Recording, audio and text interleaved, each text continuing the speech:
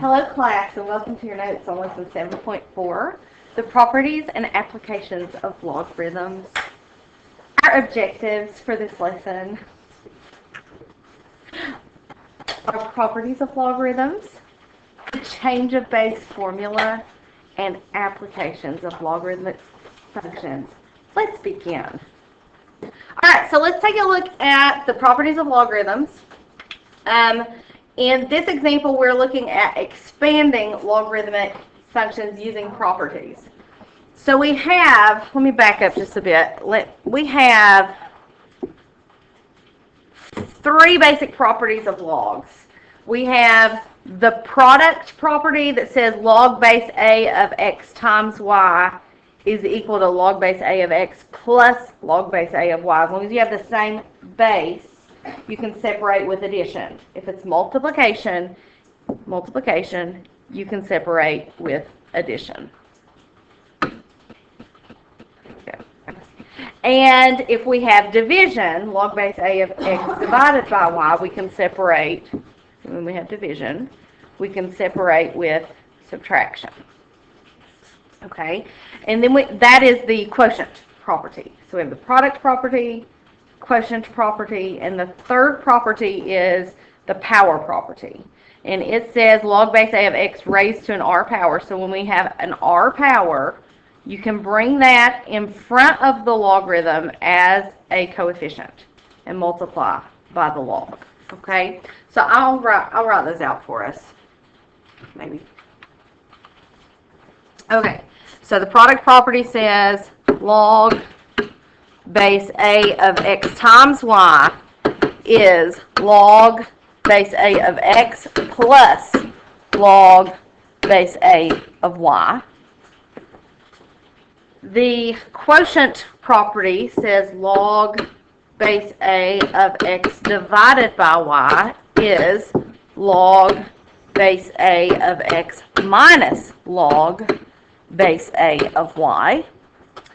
And the power property says log base a of x to an r power can be rewritten as r multiplied by log base a of x.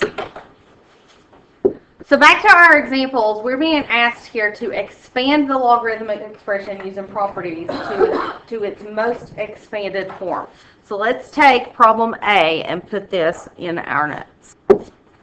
Okay, so if we're going to write this in its most expanded form, the first thing I am going to note is that we have multiplication here and here between those parts of what we're taking the log of. Okay, so using the product property, I can rewrite this as log base 3 of 81 added to, product property separates with addition, log base 3 of x squared added to log base 3 of the fourth root of y.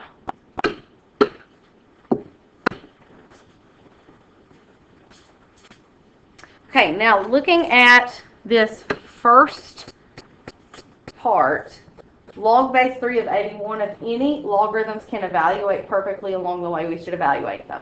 So 3 raised to what power gives us 81? Did you memorize the powers of 2 and 3?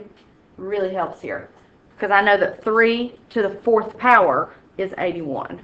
So this expression evaluates to equal 4. Plus, I'm going to look at this and apply the power property. The power property says this power can turn into a coefficient multiplied by log base 3 of x. And I am going to rewrite the fourth root as a rational exponent. So I'm going to rewrite this expression as log base 3 of y to the 1/4 power. we know that fourth root is the same thing as the 1/4 power. Okay, then I'm going to apply the power rule one more time. So I'm going to bring this down. 4 plus 2 times log base 3 of x plus 1/4 times log base 3 of y. And this has written the logarithmic expression in its most expanded form. Okay, here's a second example where we're supposed to write this in its most expanded logarithmic form. So what we will do first is notice that this power, or this square root, can be written as a power. So we're going to turn square roots into rational exponents every time they occur. Okay? So I'm going to rewrite this whole expression as log base a of x cubed y over z to the 5th, all raised to the 1/2 power, and that's all the expression that we're taking the log of. Okay, second, we're going to apply the power rule. So we're going to take this 1/2 and write it as a coefficient in front of the log expression. So we get 1/2 times log base a of x to the 3rd y over z to the 5th. Next, you should notice that there is a division problem. So we're going to apply the quotient property. The quotient property would say that we write, notice this 1/2 is in front of the expression. It's going to be in front of every part that we separate this to. Okay? So I'm going to write 1/2 times log base a of x cubed y, and I'm subtracting, this was the numerator, x cubed y, subtracting 1/2 log base a of z to the 5th.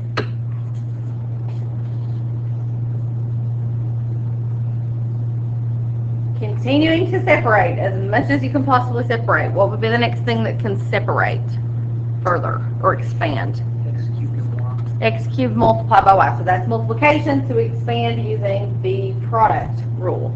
So 1/2 times log base a of x cubed plus, because we had a product here, 1/2 times log base a of y minus 1/2 times, wait, hold on, before I do that, let me apply the power rule here. I can bring the 5 out in front, but we also have that 1/2, so it's like 5 times a half, which becomes 5/2 times log base a of z. Does that make sense? Don't you do that with the x to the 3rd too? Yes, we're also going to do that now with x to the 3rd. So we take the 3, we multiply by the 1/2, we get 3/2 times log base a of x plus 1/2 log base a of y minus 5/2 log base a of z. And that is the completely expanded logarithm.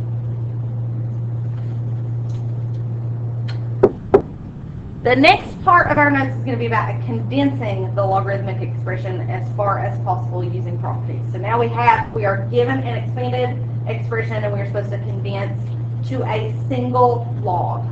When we're condensing, we want our answer to only say the word log one time. Okay? So we're condensing to a single logarithm.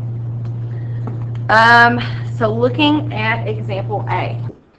Okay, so this is our first example. And the first thing that I notice is that we have these powers that have been brought down in front, and we need to reverse that. So these coefficients that we have in front need to return to their form as powers. Okay? So I'm going to rewrite this as log base 4 of x over 2 cubed minus log base 4 of 1 over y squared. Now, I may consider what do I get when I cube x and when I cube the 2? This actually turns into log base 4 of x cubed over 8. Because 2 to the 3rd power is 8. Minus log base 4 of 1 squared is 1, 1 over y squared. So far, so good? Okay, next we have a subtraction problem. We can condense using the quotient rule. So since this is subtraction, I can rewrite this as log base 4 of this fraction, x cubed over 8, divided by this fraction, 1 over y squared. Now that is an ugly mess, but we can clean it up. Look at the denominator. I would love for that y squared to not be there. So if I multiply this entire denominator by y squared, I'm allowed to do that as long as I multiply the entire numerator by y squared.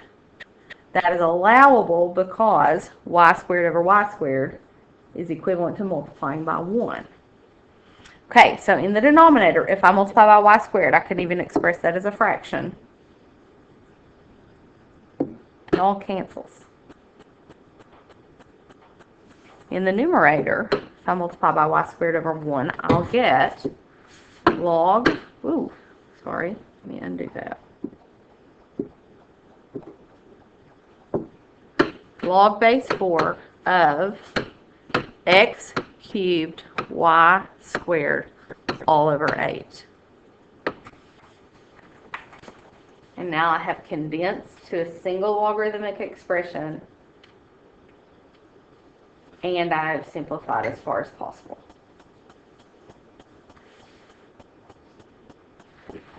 All right, looking at the next example, the first thing that we're going to take care of when we're going from an expanded form to a condensed form, we're going to take care of the power. Okay, so the power that has been brought down as a coefficient, we're going to address that first. So I'm going to rewrite this as ln of x to the 4th minus ln of, this could be written as y to the 1/3 power, but then I'm then going to convert it to the cube root. So I'm just going to go ahead and convert this now. ln of the cube root of y minus the ln of 5. Okay, applying our properties, let's work left to right. We've got subtraction. Let's apply our quotient property. Okay, so rewrite this as ln of x to the 4th over the cube root of y. So far, so good?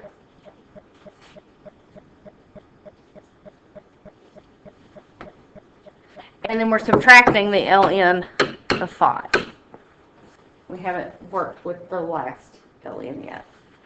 Since this is subtraction, we're again going to work with the quotient rule. So we're going to say the ln of x to the 4th over the 5 is going to go downstairs with the cube root of y. 5 times the cube root of y. Okay, you may be thinking that we should rationalize the denominator here, but Hawk's learning is not going to make us do that. So we can leave our cube root of y in the downstairs, and it's going to accept that as our answer. Okay, the next thing we see is the change of base formula. And what the change of base formula allows us to do is to evaluate logarithms that are not easily evaluated. So if I'm trying to evaluate log base 9 of 23, if I wanted to do this by hand, I would consider what power could I raise 9 to and get 23 for the answer? Well, I know that 9 to the first power is 9. 9 to the second power is 81. So I can't really raise 9 to any whole number power and get 23. So that's what I'm trying to find. What can I raise 9 to and get 23? It's going to be very hard to guess and check that and figure that out. But the change of base formula allows us to do this very easily. we can use one of two buttons on our calculator. We know we have a log button on a regular scientific calculator. That is the common log. That's log base 10. We have the LN button on our calculator. That is the natural log. That is log base E. Either of those buttons can allow us to use the change of base formula and evaluate any logarithm, especially these that are difficult to evaluate. So what we will do, and you can use your scientific calculator for this, we can calculate log of 23, and that is assumed to be base 10. Log of 23 divided by log of 9. Notice the base goes downstairs, and then if you're taking the log of, goes upstairs. And then hit enter, and you're going to get some irrational number. So we get approximately 1.427. Now we could do this another way. We could use the natural log. We could use the natural log here, which would be ln of 23 divided by the ln of 9. So if you'll type that into your scientific calculator, you should find that you're going to get exactly the same result, approximately 1.427. Now, when you're certifying your lesson, if you're using change of base, it's going to tell you how many decimals to approximate your answer to. So just pay attention to that, pay attention to your rounding, and you should get these correct. There are going to be two types of application questions in this lesson. One of those application questions is going to involve pH values. Okay? So, in chemistry, the concentration of hydronium ions in a solution determines its acidity. You do not have to understand all of this to do the math in this lesson. Please do not panic. I do not understand all of this. You might if you understand chemistry and or physics, but I don't know anything about either. Never took a chemistry class except in high school, and I won't tell you much about that experience, especially on video. Okay, since the concentrations are small numbers that can vary over many orders of magnitude, it's convenient to express acidity in terms of the pH scale as follows. The pH of a solution is defined to be, here we go, the negative log of, how do I say this, H3O plus. Okay, so that's the concentration of hydronium ions in moles per liter. Solutions with a pH that is less than 7, so if you calculate negative log of this number, this mysterious number, and you get a number that's less than 7, it's acidic. And if you get a pH that is greater than 7, it is basic. Acids and bases, right? Okay. So we can use a calculator, and we can apply the formula. So, in this example, it says, if a sample of grapefruit juice is determined to have a H3O plus concentration of 6.34 times 10 to the negative 5th moles per liter, what is its pH? They just told us to calculate pH. We'll calculate the negative log of that value. Alright, so this should just be a matter of inputting in the calculator. When they tell you the H3O plus concentration number, which in this case is a scientific notation number, 6.34 times 10 to the negative 5th, you just have to type in the calculator negative log of that number. And it's basically a calculator problem. Now, the next application that we're going to learn about with logarithms is measuring earthquakes on the Richter scale. There is a formula for this. It says R, which stands for your Richter scale reading, is equal to log of I divided by I sub 0. I sub 0 stands for a just discernible earthquake, the intensity of a just discernible earthquake. Whereas I represents the intensity of an earthquake that we are analyzing. Okay? So I is intensity of the earthquake being analyzed. I sub 0 is the intensity of an earthquake that is just discernible. And to find the Richter scale reading, we take the log of I divided by I sub 0. So let's look at an example of this. Okay, in this example it says the August 1999 earthquake in northwest Turkey was approximately 25 million times as intense as a 0 level earthquake. What was the Richter ranking of this devastating event?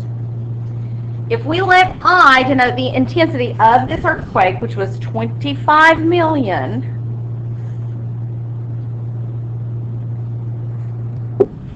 okay, it's 25 million times as intense as a just discernible earthquake. 25 million times as intense as. Okay, so that's the reason we have 25 million in front of I sub 0, because I sub 0 stands for a just discernible earthquake. Okay, so notice the I sub 0s here would cancel.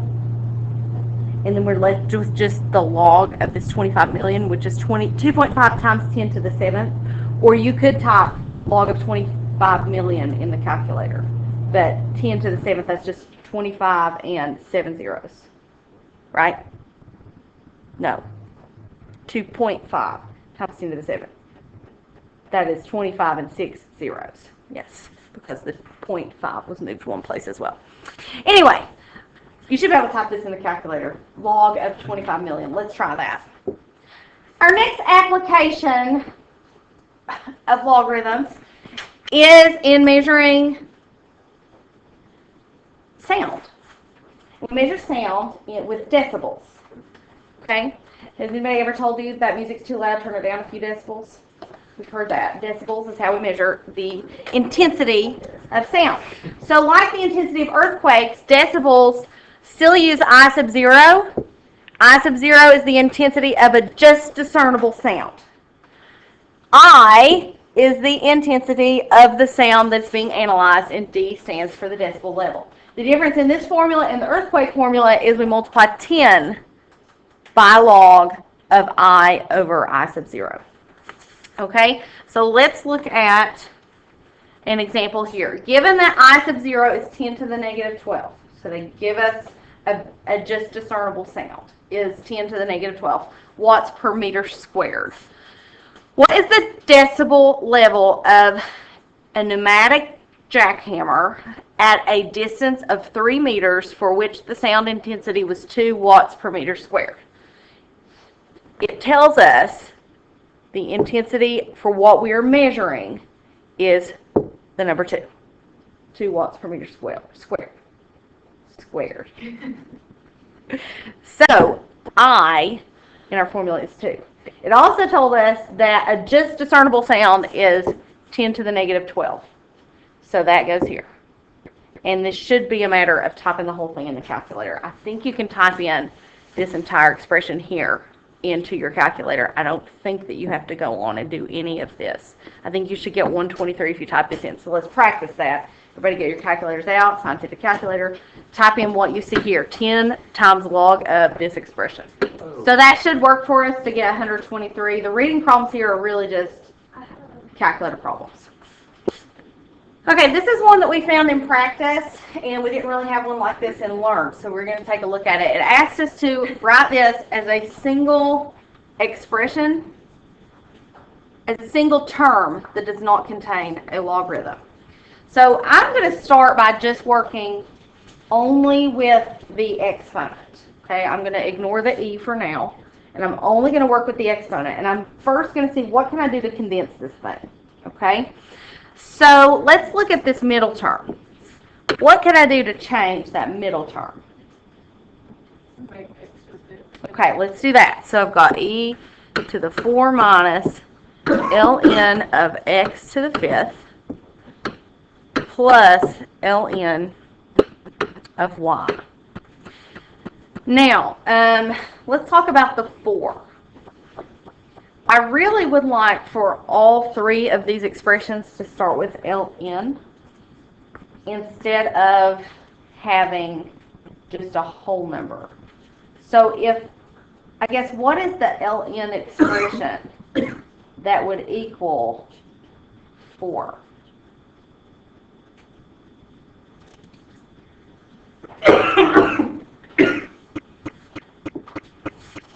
ln of e to the 4th power. Think about this. ln of e to the 4th power. I would bring the 4 down in front as a coefficient. And what is the ln of e? Type it on your calculator. What is the ln of e?